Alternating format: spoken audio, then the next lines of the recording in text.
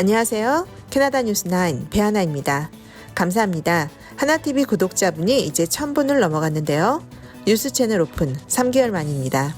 생생한 뉴스 기다리고 계셨다는 격려로 알고 더 좋은 뉴스 전해드리겠습니다. 첫 번째 소식입니다. 밴쿠버 공항 탑승 절차에 획기적인 변화가 있는데요.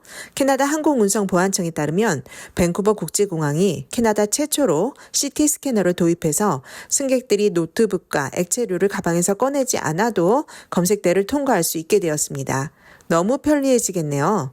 밴쿠버 국제공항 측은 이 새로운 기술을 통해 검색 과정을 더 쉽게 하면서도 높은 보안 수준을 유지할 수 있다고 설명했습니다.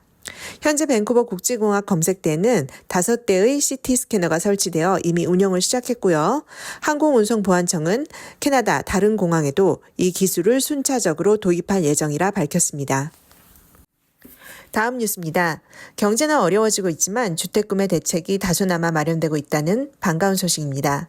먼저 연방정부는 오는 12월 15일부터 보험가입자의 모기지 상한선을 100만 달러에서 150만 달러로 상향 조정한다고 발표했습니다. 모기지를 받을 조건은 되는데 다운페이가 충분치 않은 경우 최소 5%의 다운페이 금액만 있어도 모기지 보험에 가입하면 150만 불까지 받을 수 있다는 정책이고요. 두 번째로 다운페이가 적은 경우에도 처음 집을 구매하거나 신축 주택을 구매하는 경우는 30년까지 상환기간을 보장받을 수 있게 되었다는 소식입니다. 보험가입자의 상환기간은 최장 25년이었습니다. 프릴랜드 연방재무장관은 성명을 통해 더 많은 신규 주택 건설을 장려하고 주택 부족 문제를 해결하기 위한 대책이라고 발표했습니다. 다음 소식입니다. 속보로 보도드렸듯이 미국 연준이 0.5%포인트 금리 인하를 단행하면서 캐나다를 포함한 세계 경제의 동향에 관심이 쏠리고 있는데요. 이번 발표는 대폭 인하를 의미하는 이른바 B컷으로 코로나 여파로 금리를 낮췄던 2020년 3월 이후 무려 4년 반 만의 발표였습니다. 제롬 파월 연준 의장은 18일 인플레이션이 안정되고 고용시장이 다소 둔화되는 등 여러 경제 지표를 종합해 금리 인하를 단행했다고 발표했는데요. 무엇보다 연준은 이날 연내에 추가적인 금리 인하가 있을 것임을 시사했습니다. 세계 주요 언론들은 이미 통화 완화 정책에 시동을 건 캐나다 및 유럽연합, 영국 등 주요국의 금리 인하 속도도 더 빨라질 것이라 예상하고 있으며 또한 부동산 시장의 활성화에 긍정적인 영향을 미칠 것으로 전망하고 있습니다. 다음 소식입니다. 캐나다 이민국 발표로 며칠간 여론이 뜨거웠는데요. 9월 18일자 발표에서 가장 핵심적인 내용을 살펴보면요. 이민국의 최종 목표는 캐나다 내 임시 거주자 수를 전체 인구의 6.5%에서 2026년에는 5%까지 줄이는 것이고요. 이 때문에 국제학생에 대한 비자 발급이나 외국인 근로자 및 그 배우자들에 대한 자격 요건이 더 강화됩니다. 이에 따라 2025년에는 학생 비자를 10% 줄여서 발급하겠다고 발표했고요. 공립대학을 졸업했어도 장기적인 인력 부족 직종인 교육, 메디컬, 엔지니어링과 관련된 경우에만 최대 3년의 PGWP, 즉 졸업 후 취업 비자 발급이 가능하게 된다고 발표했습니다. 배우자가 받던 워크 퍼밋에도 제한이 생기고요. 이러한 조치들은 11월 1일부터 시행됩니다. 다음 소식입니다. 오는 10월 1일부터 캐나다와 미국 국경을 빠르게 통과할 수 있는 패스카드인 넥서스 카드 요금이 캐나다 달러 기존 약 68불에서 약 163불로 2배가 넘게 인상되는데요. 넥서스 카드를 처음 신청하는 사람들은 물론 기존 카드 소지자들도 갱신 시 10월 1일부터는 새로운 요금을 적용받게 됩니다. 갱신이나 신청을 앞둔 분들은 서두르셔야겠습니다.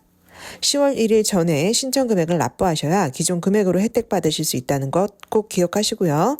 넥서스 카드를 이용하면 공항과 국경 검문소에서 신속한 출입국 절차를 받을 수 있는데요.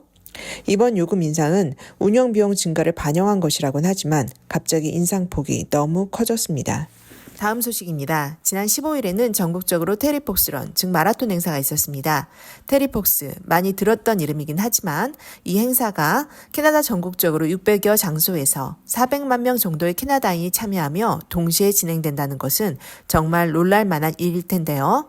스포츠를 좋아했던 소년 테리폭스가 뼈암 진단을 받고 다리를 절단했음에도 암 연구 기금을 모금하기 위해 매일 약 42km씩 143일 동안 마라톤을 했던 사실은 캐나다인들에게 용기와 희망의 상징으로 남아 있습니다. BC주 서리에서 개최되고 있는 마라톤 현장 가보았습니다. 막 완주하고 들어오네요. I'm a little bit tired.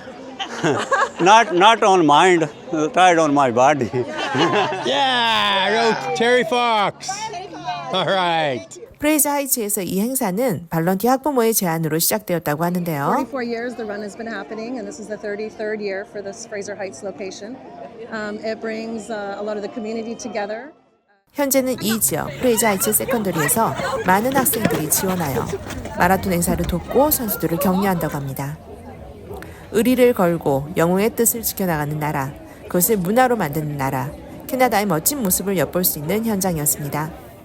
다음은 간단한 한인 소식입니다. 밴쿠버 한인회 소속 청년 봉사단체인 KCYAS에서는 각자 학교의 클럽 페어에서 한국 문화를 알리기 위한 클럽을 만들고 신입생을 모집하는 등 한국 문화 홍보를 위해 적극적으로 활동하고 있습니다. 오는 28일 코키틀란 뮤지엄 매킨하우스에서는 K-팝의 뿌리라는 주제로 밴쿠버 최초 라디오 생방송을 방영하니 많은 참여와 청취 바랍니다. 이상 이번 주 캐나다 뉴스9 마치겠습니다. 구독과 좋아요로 더 다양한 소식들 받아보시기 바랍니다. 감사합니다.